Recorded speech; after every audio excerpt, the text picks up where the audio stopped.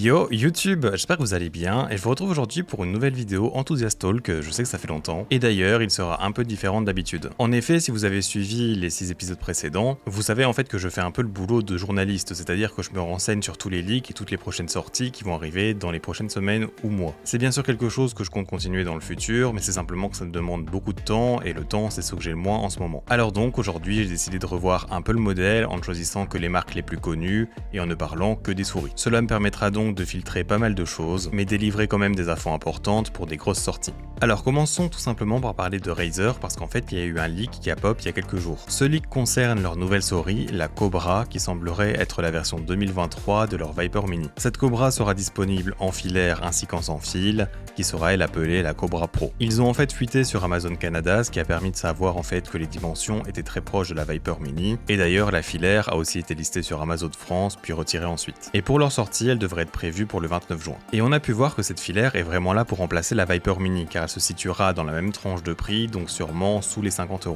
Et pour la version Pro par contre, elle devrait monter dans les 150€ ou plus, j'imagine. Je vous avoue personnellement être un peu déçu, car si cette Cobra Pro est vraiment la Viper Mini sans fil qu'on attend depuis des lustres, eh bien j'ai l'impression qu'on a fait marche arrière en fait. Et je parle donc niveau design, que ce soit esthétiquement ou même par le fait qu'ils aient remis du RGB, ainsi que les grippes obligatoires sur les côtés comme la Viper Ultimate. De mon point de vue en tout cas, Razer aurait pu sortir une souris parfaite, il leur suffisait d'appliquer en fait la même mise à jour que pour la Viper V2 Pro, mais sur la Viper Mini, et lui ajouter en fait le revêtement de la Descender V3 filaire. J'espère donc que cette Cobra n'est pas la réponse à cette demande, même si j'imagine que c'est le cas car ils veulent continuer à vendre la signature édition et donc ne pas créer une vraie concurrente. Je ne parlerai pas plus des spécifications de la Cobra car même si ça semble correct car des gens l'ont physiquement, je préfère attendre l'annonce officielle. Ensuite, je vais enchaîner avec les marques Vaxi et la marque Zowie, qui vont décidément tout le temps ensemble. Mais en gros, on n'a pas vraiment d'informations supplémentaires, mais je tenais quand même à rappeler qu'on devrait normalement avoir d'autres versions sans fil de certains modèles existants de leur souris avant la fin de 2023. Je n'ai personnellement toujours pas review les modèles EC Wireless de Zowie, désolé pour ça, mais vous pouvez bien comprendre que je suis pas fan forcément des ergots, et donc je peux pas vraiment allouer un budget juste pour faire une vidéo. Comptez sur moi par contre pour review leur prochain modèle sans fil, si je n'ai pas réussi en fait à obtenir une EC sans fil de la part de la marque. Et pour Vaxi, comme je vous l'ai dit dans ma vidéo de mon top 5 de mes souris préférées, eh bien j'achèterai la NP01S dès qu'elle sortira si la marque me l'a pas envoyée. Continuons d'ailleurs sur les petites annonces avec G-Wolf qui a tweet il y a quelques jours en teasant la sortie de leur prochaine souris qui sera une mise à jour de la forme ATS et cela avec un poids de seulement 26 grammes. Oui, 26 grammes. Pour une souris donc qui est en plastique et même si elle n'est pas bien grande, ce n'est pas une mini souris comme la HSK Pro qui fait ce même poids. Je vous avais d'ailleurs review la ATS une deuxième fois il n'y a pas si longtemps que ça. En vous expliquant donc que c'était une excellente forme, eh bien sachez donc que si cette souris voit le jour en n'ayant aucun problème de qualité majeur, elle risque vraiment d'être un énorme banger.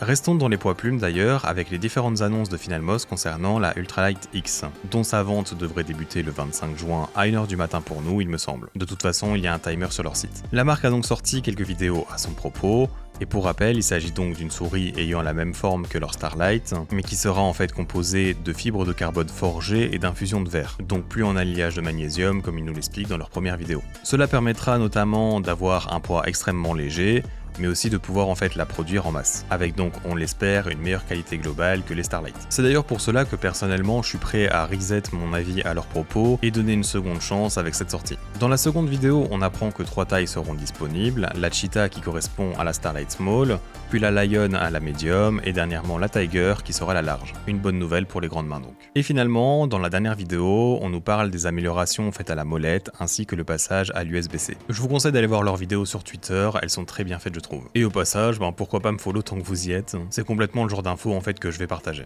Ensuite sur leur Discord, ils précisent encore différentes choses. Ce sera un produit en constante production, avec différents drops à chaque restock, comme la Razer Viper Mini Signature Edition en fait. Le prix sera de 190$ comme la Starlight, et avec cela une connexion de 4K Hz avec le capteur Pixar 3395. Je suis assez surpris d'ailleurs qu'il n'ait pas profité pour augmenter le prix au vu du 4K, c'est donc une très bonne chose ici. Parlons ensuite de Endgame Gear, qui je trouve se fait très petit étant donné qu'ils n'ont toujours pas sorti leur XM2W. Cependant, ils ont déjà fortement avancé sur leur prochaine souris, la OP1, qui sera une plus petite version de cette XM2, mais surtout très fine. On pourra d'ailleurs la retrouver en différentes variantes. Il y aura 4 coloris pour la version filaire, le blanc, le noir, le White Frost RGB et le Dark Frost RGB, et pour les sans fil, ce sera uniquement noir et blanc, Et on aura le droit à une version essentielle, c'est-à-dire avec des switches optiques et un capteur 3370, comme la XM2WE. Et il y aura aussi donc la version au-dessus, avec les switches réglables KLGX et un 3395. Je vous mets le reste des specs à l'écran, mais ça semble très prometteur. Et la version essentielle devrait sortir en première, et puis sera suivie des versions filaires.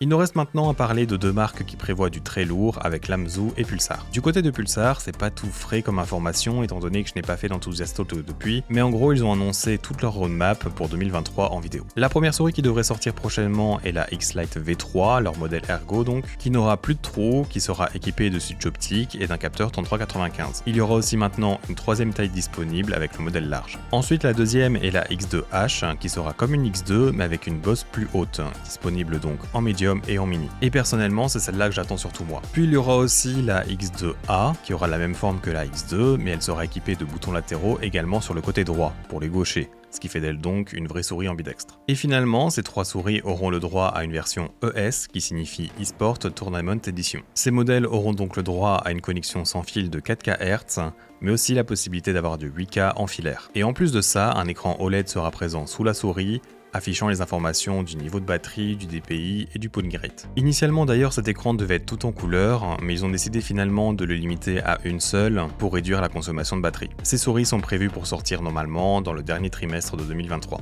Et finissons cette vidéo en parlant de la marque Lamzu qui arrive elle aussi avec de très bonnes nouveautés prochainement. À l'heure où je sors cette vidéo, il se peut déjà que leur Atlantis et Atlantis Mini en version Pro 4K soient disponibles en précommande sur Maxisport. C'est-à-dire donc soit en blanc ou couleur avec le récepteur à acheter séparément, ou alors la noire qui a le récepteur fourni avec de ceux que j'ai pu voir. Je mettrai bien sûr les liens en description, mais n'oubliez pas aussi qu'il y a mon code promo qui est EFRAO5 si ça vous intéresse. Malheureusement, il faudra donc racheter ces modèles si vous voulez utiliser le 4K. Les anciennes versions n'utilisant pas la même puce électronique ne sont donc pas compatibles. Ensuite, on apprend que la Torn, leur souris ergonomique donc, sera équipée elle de switch optique et j'imagine qu'elle devrait être compatible en 4K avec probablement le même récepteur que l'Atlantis. Sa production de masse débutera fin juin.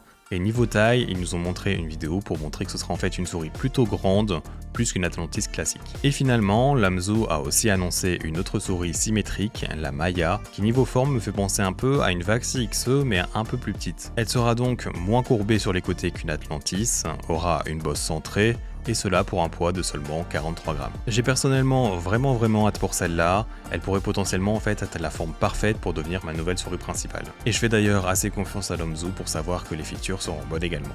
Voilà, j'étais ravi de te retrouver pour ce nouveau Enthusiast Talk. N'hésite pas à commenter le produit qui te hype le plus dans ce que je viens de parler, et au passage t'abonner à ma chaîne si mon contenu t'intéresse évidemment. Avec cela dit, j'espère donc te revoir dans un futur proche, et à bientôt.